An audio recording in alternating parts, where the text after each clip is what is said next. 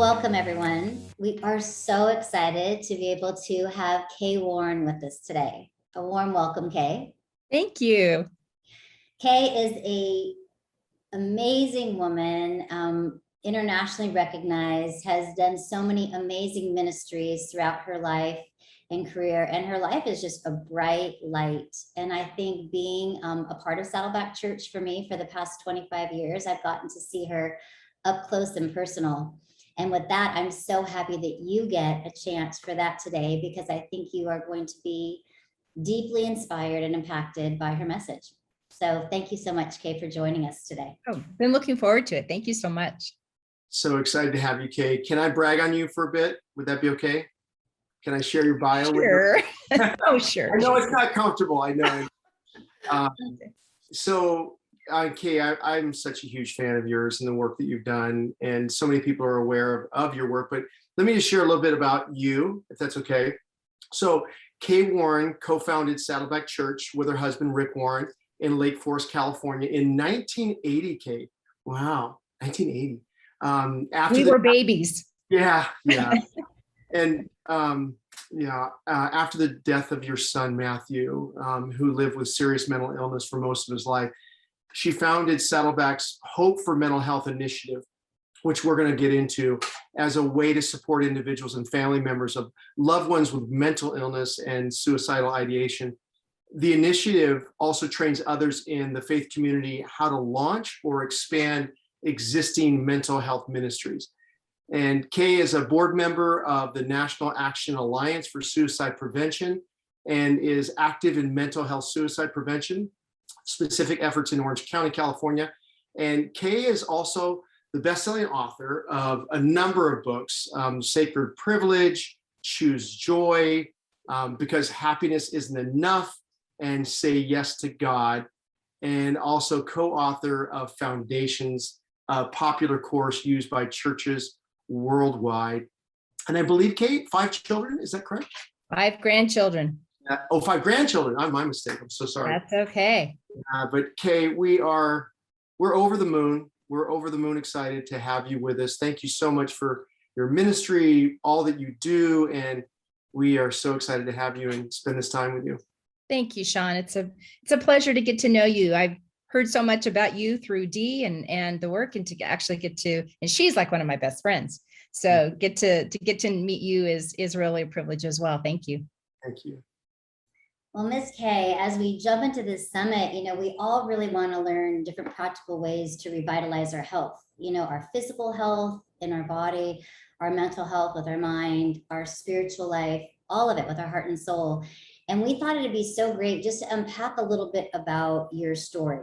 Because I want to say, my friend, I have seen you up close and personal these 25 years, and you have led this amazingly courageous life. And sometimes you have made incredibly courageous choices when fears and insecurities have surrounded your life. Even just starting with going back to 1980, you traveling right after seminary across country. Well, did you have one baby in tow? Was Amy already born? Yeah, Amy was 4 months old. So 4 months old, no finances, no building, no apartment, no house, no members. And you decided to go across country and start a church.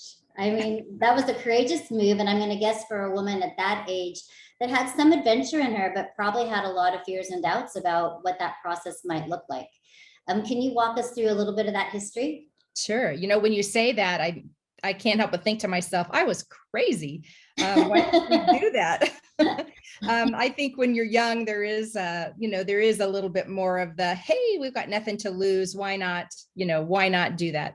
So Rick had just graduated from seminary in Fort Worth, Texas, and we were both native Californians. So really wanted to go back to California, packed up our baby, everything in as you said, a big moving van, and moved out to this area where Rick had done all this demographic study of this was the fastest growing area and the fastest growing county in the United States. And we had these plans and dreams to stay, we thought, what if we just stayed there for the rest of our lives and got to know the community and the people. And here it is 41 years later, and we've planted ourselves here in this spot and have loved it.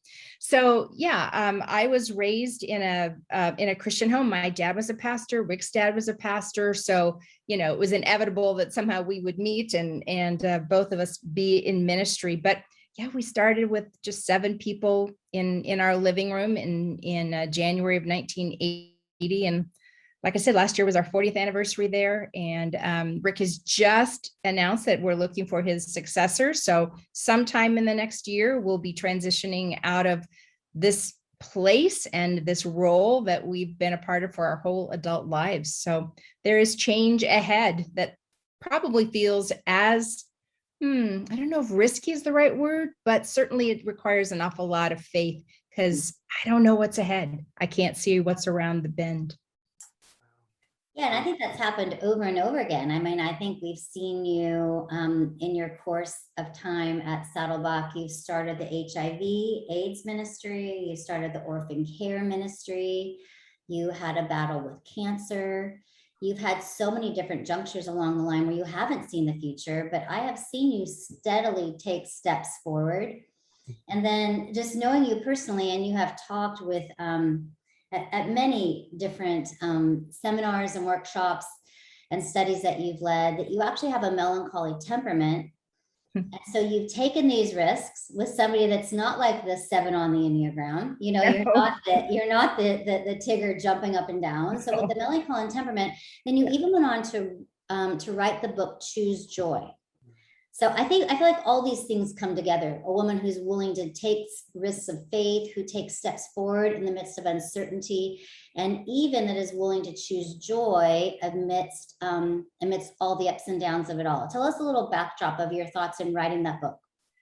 Yeah, well, you summarized kind of, almost 40 years of life, of the ups and downs, but I am not. I've always called myself an Eeyore. I'm definitely the glass half empty kind of person, not the glass half full. That is the way I came into the world. And I'd say probably life and circumstances and things even shaped that, kind of cemented that approach to life in me. So I've really had to fight against depression, anxiety, and then our youngest child, Matthew, from the time he was probably 2 or 3, very early on, showed signs of mental illness. Only we didn't know that. I had no idea that some of his behavior, some of the ways that he responded to life and to interactions I just thought he was different than my other 2 kids. I didn't really consider that there might be something else going on. And so he was diagnosed when he was 7 with depression. And it feels like from there, it just was this whole series of diagnoses that followed.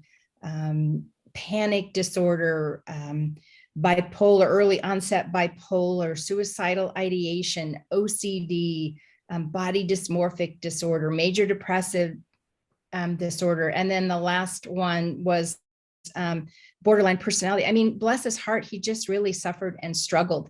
And as he went into adulthood, so we had about 20 years before he passed away. And in that 20 years that he lived with serious mental illness, I just found myself unable increasingly to cope as he started talking more and more about suicide and was just constantly fixated on it. It was conversation. I mean, it was part of, he would tell you at the grocery store, you ask him how I was, and he'd say, well, I may die today, those kinds of things. And I found it was eroding what sources of strength and stability that I had. Joy was something that was hard for me anyway, because I tended to depression myself. And now here was my child who I was so worried might die. And I just realized that I didn't have the spiritual strength, to cope with how life was right now and the what if he might end up taking his life. So in about 2012, I started studying about joy, feeling like, man, I must have been standing behind the door when it was handed out, because it didn't come naturally to me. Like I said, I see things more from a negative point of view. That's kind of my default mode. I was living with depression. I had a child who was seriously mentally ill, and just began to be afraid that I wasn't going to be able to survive. Even if he survived, how would I keep going with his illness that was so strong? So I began to study and realized that almost everything that I'd ever thought about joy was wrong. I had bought into the myth that if I could just do things right, that if the people in my life were happy with me, if I lived in a certain part of, our town, if I had these certain possessions, if I had this particular position at work, if I could just work on my personality and become more, more Tiggerish than Eeyorish, that I would be happy. And every one of those, I learned, were false sources of joy. The people, the places, the possessions, the positions, the personality that we have and count on to give us joy are just too fragile. They're just too fragile to hold up the weight of our expectations of joy. And I realized that my definition of joy, being happy all the time, was probably a mistaken definition. And where I was looking to find joy, I was looking in all the wrong places.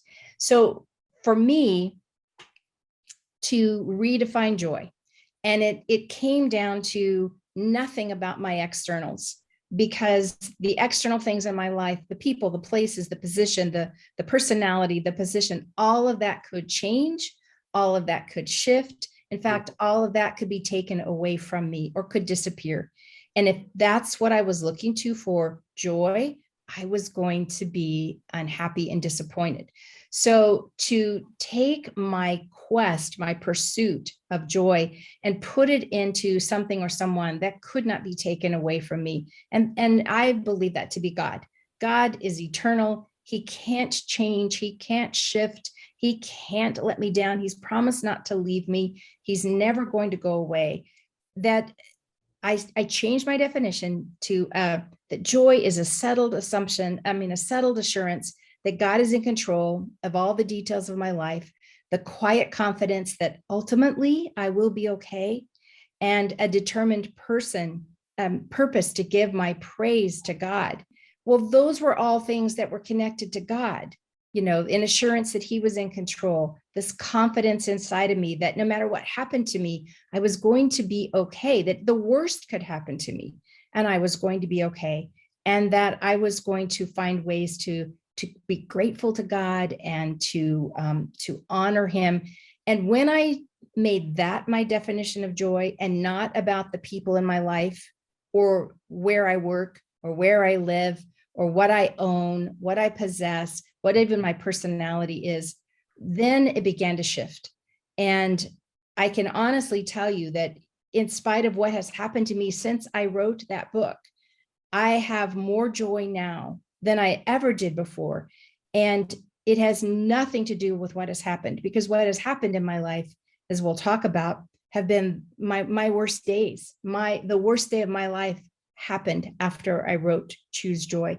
But I can genuinely and honestly say that because I have a settled assurance that God is in control of the details of my life, because I am absolutely convinced that I will be okay no matter what happens to me, and that I have chosen to be grateful to God and to love him and trust him. There is a joy in my heart that is deep and it is settled. It's not going anywhere. And it has actually been the framework that has allowed me to face the hardest, the worst, my worst nightmare. I think that I wrote it when I did, without really knowing how much I was going to need those principles to get me through the really darkest days that were ahead. Wow. Kate, oh my goodness. You said a few things there that really, really hit me. You said joy is a settled assurance that God is in control. And I love what you said. It's a quiet confidence. So you literally reframed this idea of what is joy. And it sounds like was that your first step? Like, I have to redefine what joy. Absolutely. Because I was looking for it. I thought I had to feel good. I thought I had to feel happy. I thought I had to be one of those people who went from a glass half empty to a glass half full, that I had to be a bubbly extrovert. I thought it had to do with all of these things that I didn't know how to do or be. That didn't come with me. And it was all about me at that point. Well, I was looking for joy within myself. And when I redefined it to be around, no, joy is about what I know to be true about God, what I believe to be true about the way that he works in my life, then it took the focus off of me. And I was able to take, what I like to say is, joy really happens when we put our focus on the eternal, when we connect the eternal with the internal, so that the external doesn't have as much power. Wow. Wow. Wow. That's so hopeful. I mean, we're not a victim to our emotions. There's literally a choice there, right? It's so empowering, Kay. Yeah. So say that one more time. When you connect the eternal. When you connect the eternal to the internal, so that the external doesn't have as much power. Wow, that's really profound. That is so good. Now, it's one thing to say that in 2012. It's one thing to say that prior to 2012. But I think for you to have suffered and endured the profound loss of losing your precious son a year later after that book came out, and I had the privilege of knowing Matthew, and he was a beautiful young man. He was funny as all get out. He had a sense of humor like no other. He would joke with my husband. He would joke with Michelle. He was so kind to Megan, and he just made us all laugh so much. And yet there was always the reality of the profound suffering that he endured, where he could not round the corner of the profound lows that he did endure. And we're so sorry 8 years later for the loss of his beautiful life. But somehow, how do you make the truths that you just shared about, which sound good if the trauma's been a mild trauma or the grief's been a smaller loss, but when it's a profound loss like that, walk us through how you have been able to embrace those truths even now, and maybe even what that grief process looked like. Yeah. Well, like I said, we lived for several years knowing that Matthew was actively suicidal in that time, and made numerous attempts, and there were hospitalizations, and every treatment we could think of, every treatment he would cooperate with, because by that time he was an adult, and I had very little control or say over what treatment he accepted, if he accepted any medication, what therapies, there were so many things we wanted for him, but it was pretty much dependent at that point on what he could agree to or see was necessary or would be willing to try again. I think that's one of the things about hope. Hope is powerful. You can't live without hope. And yet hope is a bit of a dangerous concept, particularly if hopes have been dashed over and over, as his were. And there were so many times he would say to me, Mom, how many times do you think that I can feel hopeful? You tell me this doctor is going to be great. You tell me this medication is going to be great. You tell me I need to do X, Y, Z. I need to try this. How many times do you think I can try only to have it not work before hope is really just ephemeral? It's not even real. And so that hopelessness, as it began to build in him, and then finally, I say he ran into the brick wall of serious mental illness for the last time on April 5th, 2013. And so even though his death was not a shock to us, we still didn't expect it that day. That day we'd had dinner together. He talked about how tired he was, but the next day he was going to work with his trainer on building his biceps again. Because he had great biceps, but he still thought, I'm going to work on those biceps. And he had just bought some new towels, and he was going to upgrade his phone, and he had a date. He hadn't had a date in a long time. And so he left our house with these things that were positive in his life. And yet by later that night, the despair of what if all of this fails? What if all these things, what if I can't manage these? What if I try of the day? All the what ifs became overwhelming. And there is often a level of impulsivity in suicide, not all the time, but for him, it feels like here he had these good things lined up, but somehow the what if I can't manage it and I fail again, we think became too overwhelming to him. So we didn't expect it that day. That day he had gone home hopeful.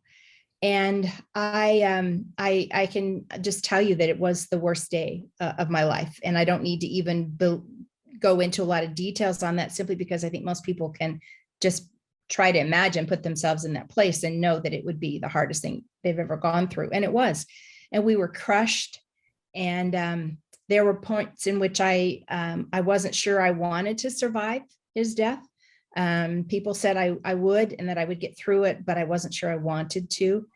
And so I think that when you've had a traumatic or a catastrophic loss, you're not even sure initially maybe that you want to keep going yourself, because it's like this boulder that gets dropped on you and you're just flattened and crushed. And so we had to work our way through that place of being flattened and crushed to where we are 8 years later, where I can genuinely say life will never be the same. Life is not the same, but life is good again. I read that in a book probably 3 or 4 months after Matthew died, and I wrote in the margin, is this really true? Because I couldn't envision how we could ever recover, how we could heal, how we could laugh, how we could find pleasure in life, how anything could ever be good again. And but I can say that it's slow. Grief has been the hardest work I have ever done. And catastrophic loss can open up a lot of other maybe ungrieved or not fully grieved or fully processed losses or traumas. I remember soon after he died thinking, all of a sudden I was feeling grief over things that had happened in my past or some other sorrows and I felt like, man, they just pile on. I can't deal with all those other things in my life, those other sorrows, those other losses. I'm barely getting through this one. But I had this kind of like this, I don't know if it was a dream but it was like I could visualize there was this giant room called catastrophic loss. And I had been pushed through that door against my will into this room. And in this room were other doors. And I could visualize myself walking up to those other doors, and almost like in a cartoon, how in a cartoon, there might be a closet that's overstuffed. And in the cartoon, when you open it, how everything, impossible things that a closet could never hold all those things, but they would all fall out, like in a cartoon. And I would open a door and all this other loss and grief fell on me. And I tried to slam that door, try and close that. And then I'd walk through this room and open another door, and a whole lot of other things would fall out of that. And I realized that catastrophic loss had ushered me into this room where I was also going to be confronted with so many other losses and griefs in my life that I had not fully processed or grieved. And that was difficult. I needed help. I couldn't do it by myself. I began grief counseling and therapy very soon after Matthew died. I was part of what I call a small group. We call a small group. It's some other couples that, and you and Brett are part of that. People that we could be ourselves. We didn't have to pretend. We didn't have to pretend like everything was great. We could cry and weep and be angry or be numb. I remember sometimes in small group sitting there with a blanket over me, sleeping. I could be in the presence of my friends, but I couldn't even engage. So I got help. I got counseling. I stayed connected to the people who have been the dearest to us. Journaling was very, very important to me. And I poured out my heart in journaling because there were some things I couldn't even verbally say. I couldn't put those feelings, I couldn't put them out there. They couldn't cross my lips, but they were in my heart. And so I journaled. I even got a little a little ceramic pot that's called, I call it my mystery pot, because I had so many questions after catastrophic loss, so many questions that I couldn't answer, questions that nobody else could answer. Some of them were spiritual things like, God, why did you could have stopped him? You didn't. You could have, and you didn't. Questions like, did he think of us before he died? I mean, just these heart-wrenching questions.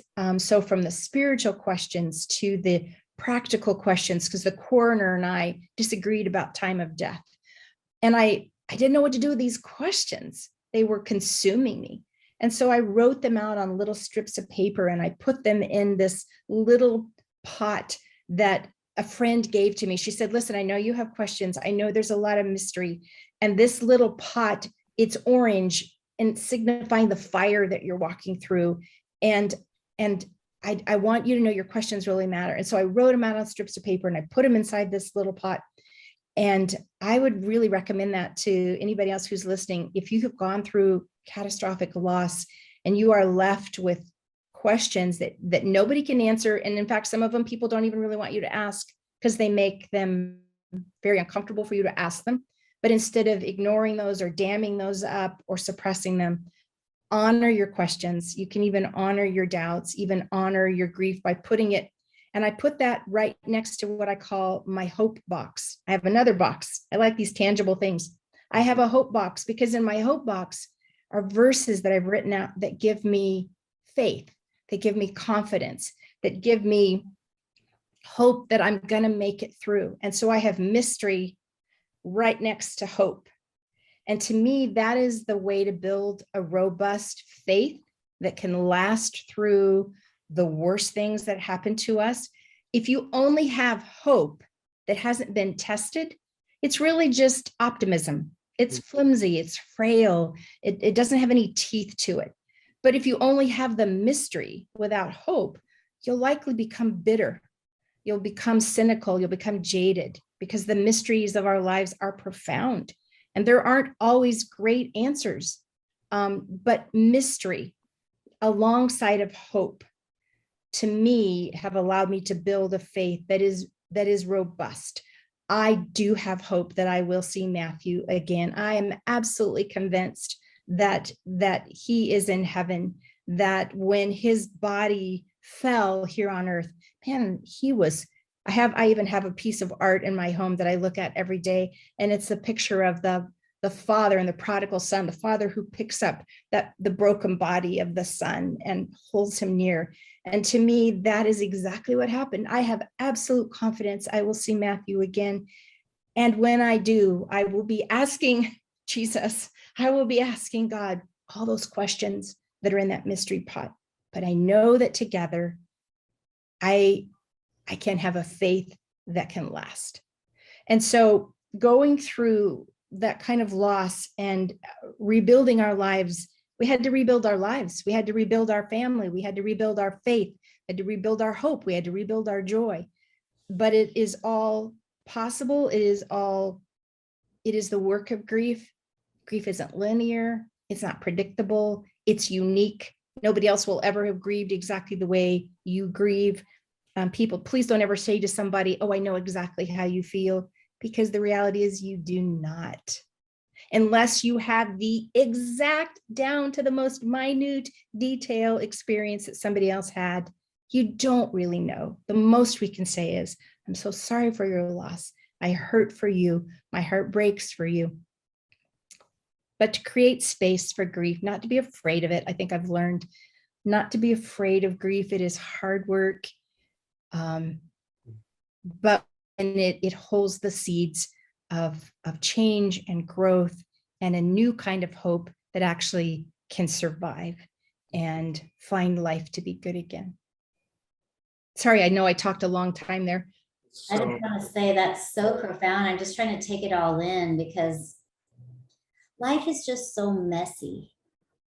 And although those listening and participating in this summit, we've all experienced different types of griefs and losses. And although they all may be different, I think we're left in those moments where the rug has been pulled out, when our breath is taken away, when the boulder lands and it feels so heavy that it's suffocating, that we wonder, how do we move forward? And I think if we're a person of faith, it even at times in those beginning stages can feel a little more complicated, because then you are a person of faith, and yet the level of mystery and questions and doubt are so pervasive that how to hold on to hope in the middle of that. So you giving a bit of this kind of roadmap to say both can be included together. In fact, they should be included together. It to me, it gives us permission to walk through grief and loss and trauma in a real way, to get to the other side, to allow. I love that you had the orange pot and all those questions and doubts and fears and wonderments, and then one of hope and letting them coexist. I think from watching you go through that process, you also define kind of a new normal around it. Like, don't rush me through this process. I remember one time somebody asking you like, well, when are you going to be back to normal and sitting in the front row? And you were like, that person will never come back to normal. I am rebuilding a life to create a new normal. And I think I want people to really get that on this summit, that we can rebuild new normals after the traumas that we have suffered, and to give ourselves permission for the space to do that. I also heard that you enlisted support. You gave yourself time. You didn't rush through it. In order to build a deeper faith, you allowed questions and doubts to come in, because we all have those. So I just want to say, stopping right there, I mean, that's a beautiful picture of how to walk through grief in a really authentic and real way. And hopefully that's the only way we can get to hope. Well, it is. And people have asked me, people of faith and people who didn't particularly have a specific faith tradition that they grew up in or that they were part of, have asked they've just asked, how did you survive? How did you not only survive, but thrive? And I can honestly say it is because I have spent the bulk of my life, for me, sending my spiritual roots deep into the goodness of God. I believe in the goodness of God. And I have intentionally over and over and over and over done the things that build those spiritual roots. I mean, circumstances tried to yank the tree of my faith out of the ground, but the roots held. And those roots held because they were deep and strong, not because I'm amazing, not because I'm good, not because of anything. It has to do with the choices that I've made through my life to intentionally send my spiritual roots deep into what I believe to be the goodness and the character of God. And so when the circumstances of my life said something different than that, when the circumstances of my life led me to the place in which I could say, God, you are not good. You are not good, or my son would not be dead. I mean, believe me, I said those kinds of things and had those moments. But because my roots were so deep in that belief and evidence of God's goodness, that while that was a circumstance that could easily have derailed my faith, that could have ripped it out of the ground and left me completely gasping for air, if anything, I believe that my spiritual roots are even deeper and more embedded in God. And so for me, that is how I have survived, how I am not just surviving, but thriving. And I was thinking some more about kind of what you were saying about how we can go through these really, really hard things. I think it is in our Western mindset to deny the hard things, the bad things, the painful things. We don't do very well with grief in our Western culture. We don't have very many traditions around it anymore. There used to be a lot of traditions around grief, all the way from the black armband to people wore black clothing. Here in the United States, they would put black crepe paper on their houses. mean, there were these rituals, there were these tangible ways you could know somebody was in grief and mourning, and we allowed space for it. We allowed people to be different, to not bounce back to life the way it was, to not move on, if you will. We gave people time and space to mourn and to be different. And all of that is gone. There is nothing left. We have maybe a funeral or a memorial service or something, and then we expect people to go back to life. And it doesn't honor even the depth of love we have for somebody to expect us to just suddenly go on with our lives. We don't get over, we get through. We don't move on, we move through. To me, that is a much healthier way to go about whatever you're grieving. If you go through a divorce, oh my goodness, that is a ripping and a tearing for many people. It is a ripping and a tearing of the fabric of their lives, and that needs to be grieved. The thing is, grief is universal. Mourning is a choice. Mourning is a choice. People have things that cause us grief, but if you don't know what to do with the grief, then you can either get stuck, or you can deny it, or you can push it down or suppress it. And it doesn't get any smaller. It just kind of comes out sideways. So choosing to mourn, knowing that it takes time, seeking help, knowing that it will change you. Those are all ways to get through whatever losses that someone might experience. I remember at Saddleback, I don't remember the exact title, but you and Rick did a series on like how to get through what you're going through or something. Exactly. That's the title. Yeah. And I just what you're going through. I just took massive notes. So if any of you are stuck in a point of grief and trauma and loss, which I think we all has been abounding over the last year and a half, we have a lot of resources to point you to at kwarren.com with our Hopeful Mental Health Ministry that we're going to be talking about on the call, but I'll just give you a sneak kind of direction there. But also if you go to saddleback.com and you look up messages, how to get through what you're going through, I think it was probably my favorite series ever because it was so real to life. In the middle of that series, you did a whole thing on really stating that you felt that resilience was a skill that could be built, which is very hopeful. That resilience is a skill, and no matter what has come across our path, what devastation, grief, loss, trauma, difficulties, stress, challenge, that resilience actually can be a skill. So no matter, even if it's in the area of anxiety and stress and depression and just overwhelm, that, okay, I might not be resilient tomorrow, but I actually can take some little steps today to go in that direction. Sean and I are big on like, okay, how do we build resilience? It's something that we talk a lot about at Rise. Can you walk through those that are really saying, yes, I've either had some profound catastrophic losses or I'm just overwhelmed with anxiety and stress? What are some ways to build that skill? Yeah, absolutely. And I would just want to recommend a book. Maybe you're going to later, but I just don't want to not recommend this new book by Dr. Bruce Perry and Oprah called What Happened to You. So often when, just think for a moment of, a kid in elementary school who's just squirrely and who is always in trouble and maybe always in the principal's office. And we as adults, our first reaction often to our own kids or to somebody else like that little kid who's in the principal's office is to say, what is wrong with you? In exasperation and frustration. When Dr. Perry and Oprah talk about a better question is, what happened to you?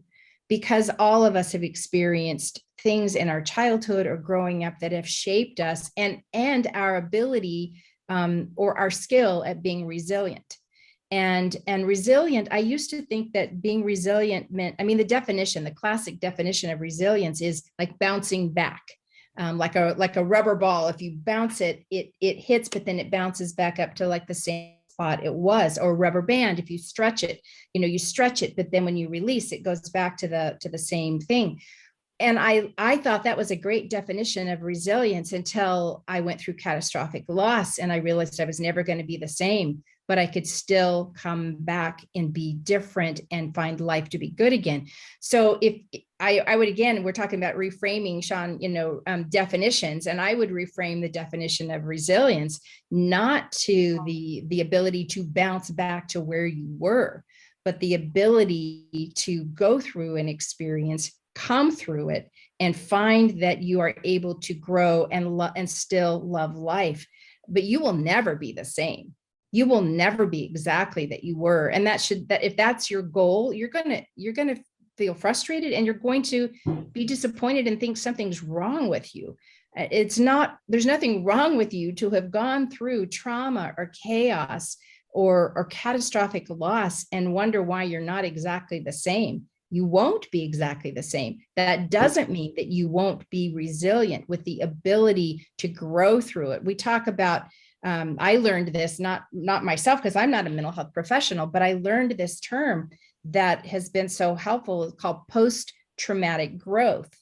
And post-traumatic growth is a little bit different than resilience.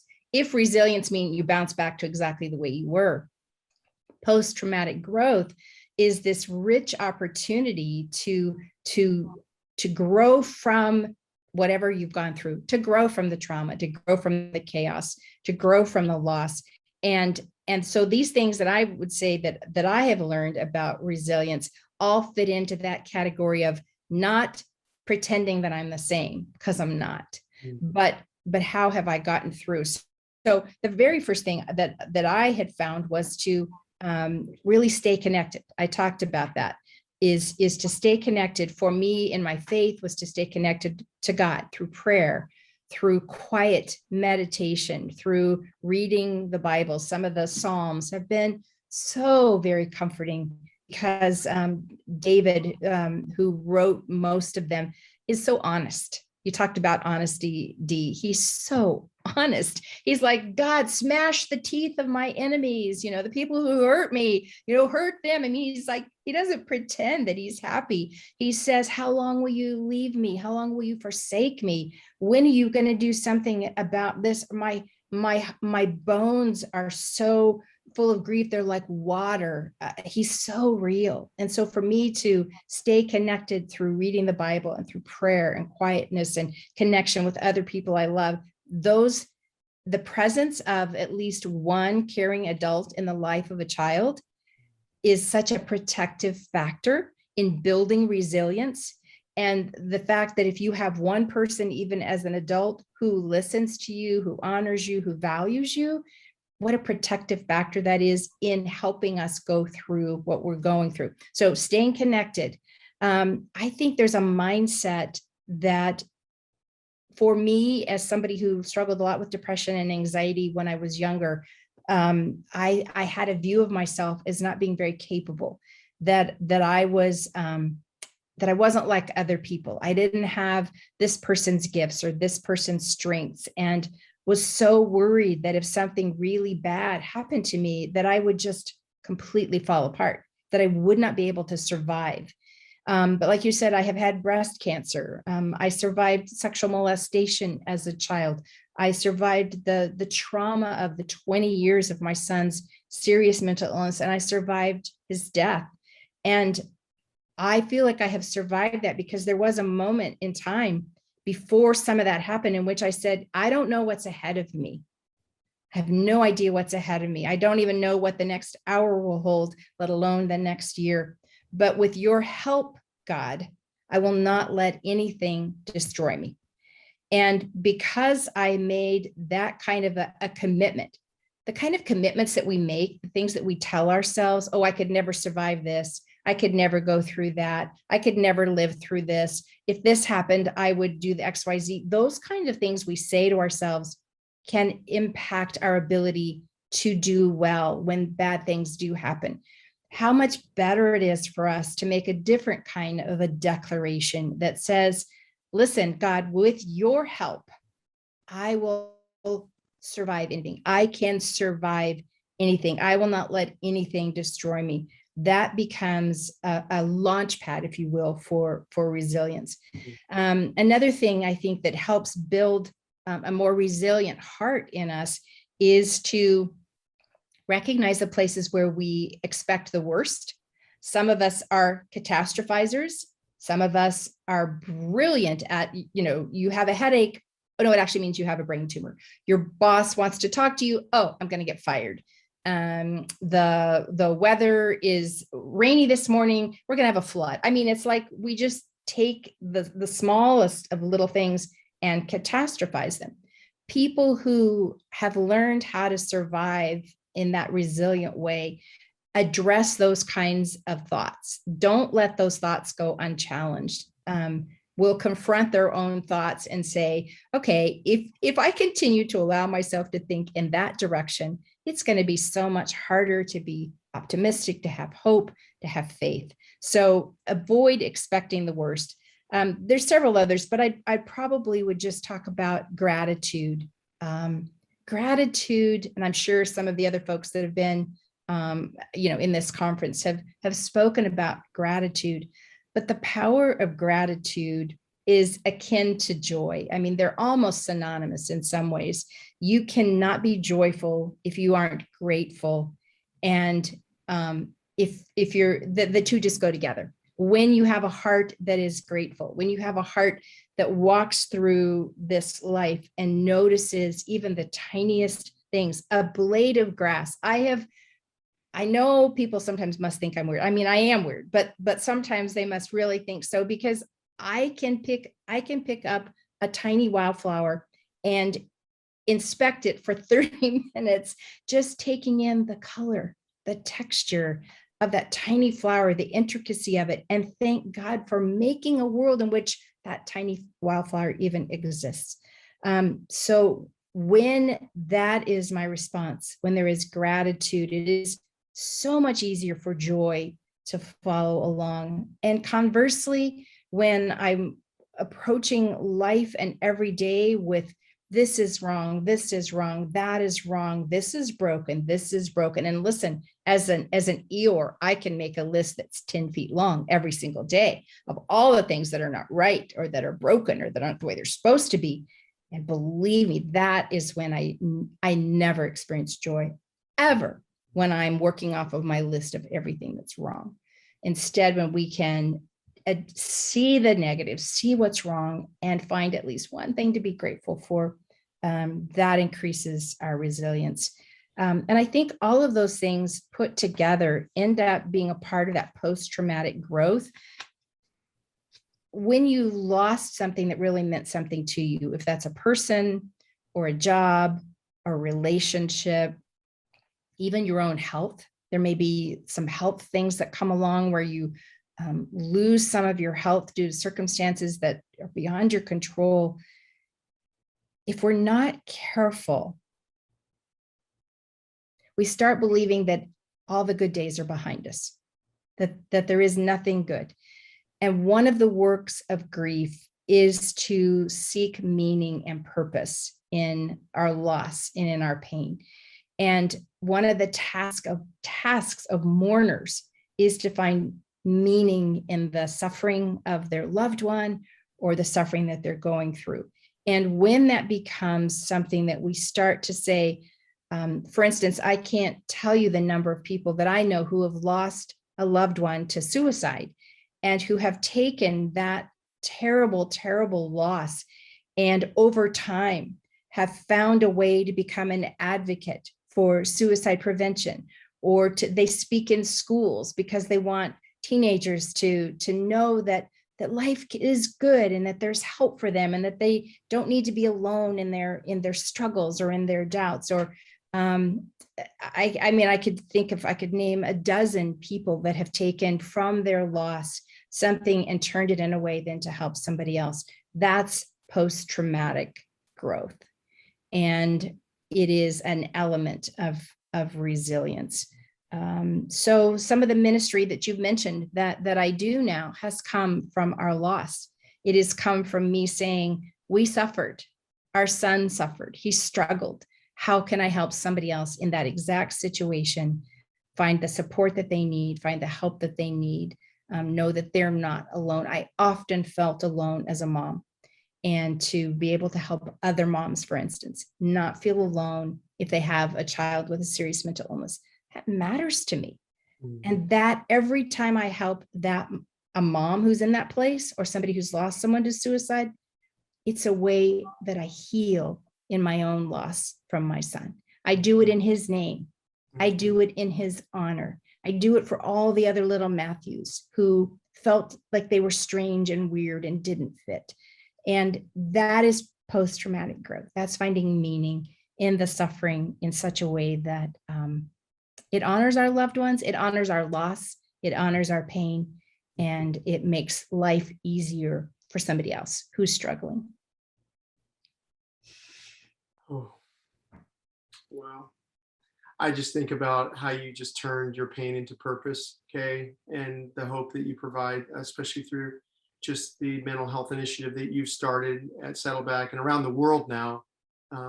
How can people get in touch with you in regards to the ministry and the other resources that may be available? Yeah, my website, coauthor.com, has it holds all the things that I wish that I had available to me when our son was ill. I just didn't know where to go for help. It felt like the internet was this vast, unknowable place, and I didn't know what information to trust. So we've compiled and curated a lot of information, links to other places where people can get help, where they can connect with support groups, get help for suicide prevention, for grief, for mental illness, depression, all of those things at kwarren.com. And then people can email me. I may be a little slow, but I do my best to answer. I answer almost all of it personally. Every once in a while, I have to have someone on my team help me out here, but it's K-A-Y at kwarren.com. And if somebody, were to email, I can tell them more about some of the events and things that I do for parents.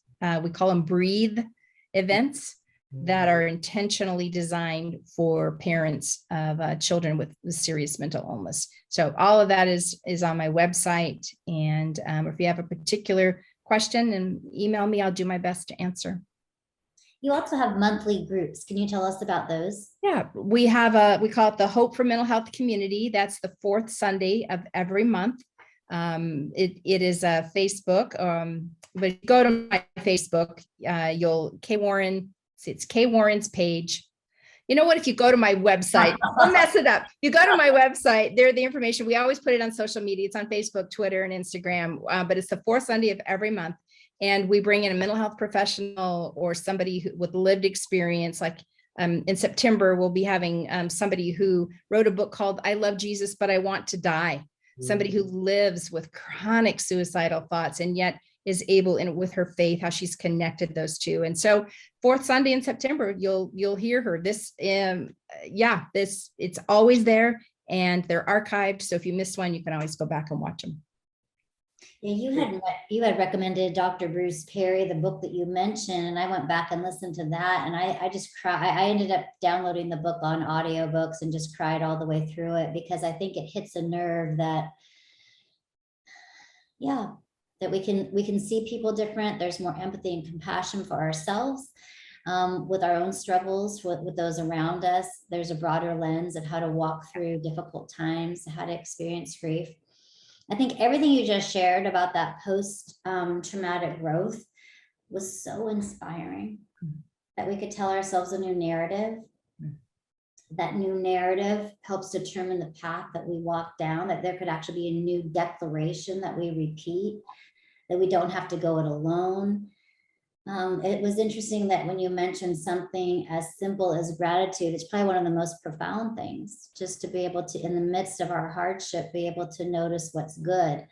We had Jay Hewitt speak, I believe the first day of the summit, and he has stage 4 brain cancer, has had surgery. The tumor was fully removed, and then the tumor is growing back. He's only in his early 40s, somehow mustered the determination during radiation and chemo to complete an Ironman triathlon for his daughter. Oh my goodness. And he said, amongst really reaching out for support and community as one of the main things of his life, a deep faith, it was gratitude that all these things were going wrong, but that every day he would write down 10 things that were going right.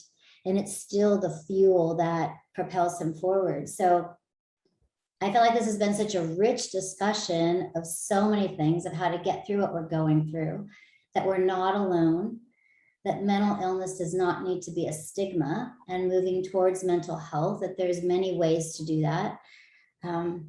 It's just been such a profound blessing to feel like there's so many ways that we can embrace the mystery, embrace the uncertainty of everything that's happened the last year and a half, without our whole lifetime really looking at some of the things that have been the harder spots, and that we can embrace the mystery and hope at the same time. I mean, and I just want to say, my friend, that your life is such a beautiful example of it. I was talking to Kay the other day and I said, you somehow raised 3 beautiful children, your youngest having profound mental health challenges. You survived that. You survived his profound loss. You got through it. You went through the post-traumatic growth. You went through years of knowing how to build a container for your grief. You cultivated skills of resilience, and then somehow you're able to turn your pain into purpose. This beautiful hope for mental health ministry. And I want to say that that gives me hope that some of the things that have been hard in my life, in Sean's life, in the lives of those that are watching, to feel like we can get through it. We can realize it's part of being human. We can embrace the mystery and still have hope, that we can have that settled assurance that you talked about, that we can have that quiet confidence, and we can move through it. And so I just want to say thank you for your life. Thank you for this beautiful example. And thank you that we can go to kwarren.com, that there's endless amounts of resources. You can plug into her monthly talks. There's archives there of talks. There's so many books to recommend. And there's a community that you can plug into with Breathe and so many other aspects. So thank you for turning your pain into purpose. Thank you for being an example to us, that we can, one of your talks, that we can face darkness and we can find hope.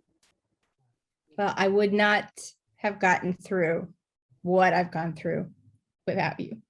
No. It's true. What a It's true. what a It's blessing. not hype. Yeah, It's the truth. yeah. Well, I am teary because I feel the same way. I love it. Love you very much. Love you so much. Thank you for sharing your bright light. Yeah. And thank you for the hope that you exude and that you give to all of us. Thank you. Thank you, Sean. Hey, you're the best. Thank you. Thank you so much. Thank you. Thank you. Thank you.